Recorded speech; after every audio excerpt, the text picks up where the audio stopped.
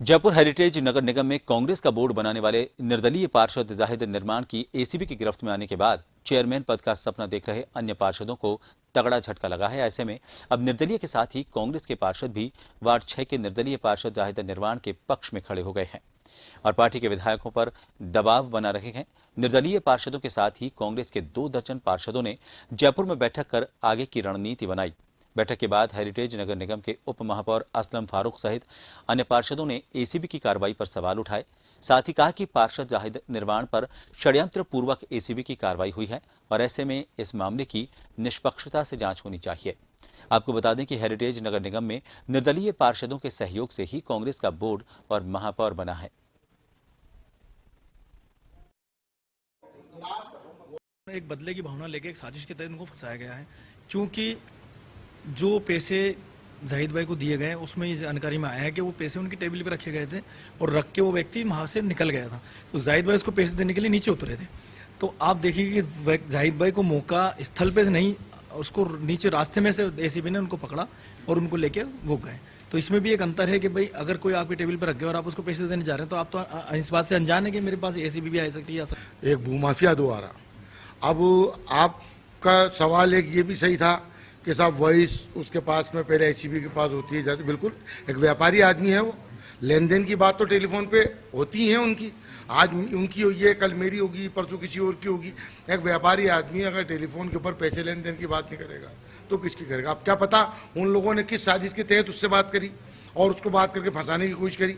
मगर ये बात सही है कि 1000 वर्ग गज जमीन जो हमारे मुख्य सचेतक महेश जोशी जी हैं, उनको फ़ोन करके उसको नाजायज़ कब्जे को जाहिद ने उनके द्वारा रुकवाया गया था।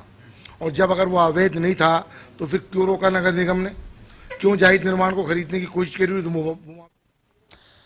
और इस खबर को लेकर ज्यादा बातचीत करेंगे। हमारे साथ जयपुर से जन टीवी के वरिष्ठ संवाददाता योगेंद्र पंचोली जुड़ गए हैं। योगेंद्र, अब इस पूरे मामले पर अलग तरह की राजनीति देखने को मिल रही है, क्योंकि जो बोर्ड है वो कांग्रेस का है और सरकार कांग्रेस की है। ऐसे में एसीबी की जो कार्रवाई है उसमें खींचतान होती हुई नजर आ रही है और एक दूसरे पर आरोप प्रत्यारोप लग रहे हैं। तो क्या लगता है, क्या हेरिटेज नगर निगम जो बड़ी मुश्किल से यहाँ पर महापौर बना था, कांग्रेस का बोर्ड बना था, अब उस पर भी किसी तरह के संकट के बादल मंडरा सकते हैं? देखिए प्रभाव, सबसे बड़ी बात इसी में यही है कि कांग्रेस के जहां 47 पार्षद चुनकर आए थे हेरिटेज नगर निगम में, जबकि बोर्ड बनाने के लिए 51 पार्षदों की जरूरत थी, जिसमें 9 जो निर्दलीय पार्षद थे उन्होंने सपोर्ट किया था। हालांकि यहाँ पर 8 जो पार्षद हैं निर्दलीय हैं वो पूरी तरह से अभी भी कांग्रेस के सपोर्ट में है। लेकिन जो निर्दलीय पार्षद जाहिद निर्माण है, जो कि 3 दिन पहले ही एसीबी के हत्थे चढ़े हैं और यहाँ पर एसीबी ने उन्हें गिरफ्त में लिया था, क्योंकि जो मामला था वो भ्रष्टाचार से जुड़ा हुआ था। और यहाँ पर इस मामले को लेकर ही आज जो कांग्रेसी पार्षद और निर्दलीय पार्षदों ने बैठक की है और इसमें 56 में से 42 पार्षद इस बैठक में जुटे हैं। एक होटल में ये बैठक हुई थी और इसमें साफ तौर पे ये कह दिया गया है कि ये जो एसीबी ने जो कार्रवाई की है जल्दबाजी में की है, जबकि केवल जो निर्दलीय पार्षद है उन्हें यहाँ पर पूरी षड्यंत्र करके फंसाया गया है, जो सही नहीं है। तो ऐसे में यहाँ पर निर्दलियों के साथ ही कांग्रेसी पार्षदों ने भी एकजुटता दिखाई है और उन्होंने मांग भी की है कि इस मामले की निष्पक्ष जांच होनी चाहिए, ताकि यहाँ पर जो दोषी हैं उन पर कार्रवाई होनी चाहिए, न कि निर्दोष पर।